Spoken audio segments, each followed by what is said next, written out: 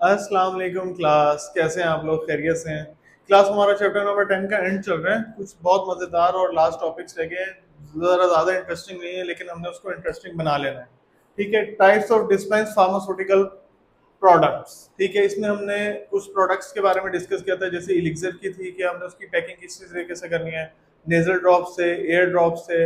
अच्छा, इसके अलावा हमारे पास कुछ और पेस्ट वगैरह थे, जेल से। आज हमारे पास है कोलाइडेंस। कोलाइडेंस बेसिकली क्या है? कोलाइडेंस नाम से जाहिर हो रहा है, कोलाइड्स की फॉर्म है, यानी कि जेल लाइक मटेरियल कह सकते हैं या फ्लूइड कह सकते हैं। तो इसलिए हम इसको क्या कह रहे हैं? These are the fluid preparation. पहली चीज तो ये आ गई, these are the fluid preparation. ठीक है, इसके अलावा इसको आपने जब भी अप्लाई करना है तो किस तरीके से अप्लाई करना है? इसको ब्रश या रॉड की मदद से करना है। इसकी खास वजह ये है क्योंकि ये आपका जो है, इसके अंदर जो व्हीकल यूज हो रहा है वो हमारे पास अल्कोहल यूज हो रहा है। अच्छा, जो अल्कोहल होने की वजह से ये क्या है, ये इवेपोरेट हो रहा है। ठीक है। अच्छा, इसके बारे में थोड़ी सी बुक में डिस्कशन दी हुई है, वो भी साथ साथ देख लेते हैं। Vehicle is volatile, sorry volatile है, इस वजह से वो इवेपोरेशन की चांसेस ज्यादा है जब हम उसको स्किन के ऊपर अप्लाई कर रहे हैं।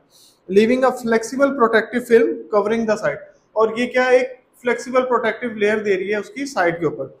The volatile solvents are ether and alcohol, इसमें दोनों है। वॉलेटाइल सॉल्वेंट में ईथर भी है, अल्कोहल भी है। अब आप हमने देख लिया वॉलेटाइल होने की वजह क्या है, कि इसमें ईथर है और अल्कोहल है।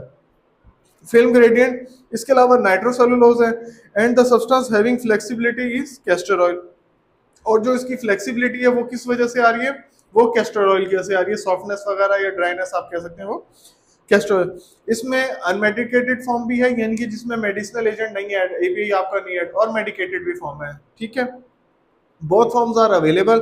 The formers are useful for protecting small cuts while later prolonged contact with skin and a medicament। ठीक है, या तो एक कुछ छोटा वगैरह कट के लिए यूज किया जाएगा, या फिर आपकी स्किन के ऊपर कोई इफेक्ट आ रहा है या कोई डिजीज आ रही है तो उसके मेडिकेमेंट के लिए भी ये यूज किया जा सकता है।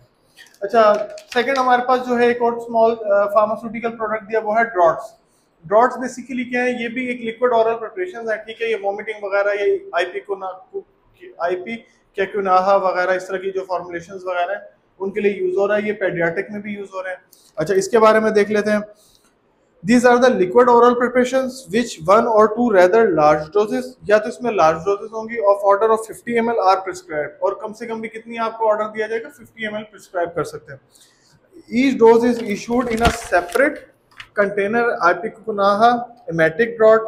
अच्छा, इसके अलावा पेडियाट्रिक को एक्सेप्शनल केस है, क्योंकि उसमें आपकी जो डोज होगी वो कम हो जाएगी। कितनी हो जाएगी? 10 ml तक चल जाएगी। 10 भी हो सकती है या 15 ml भी हो सकती है।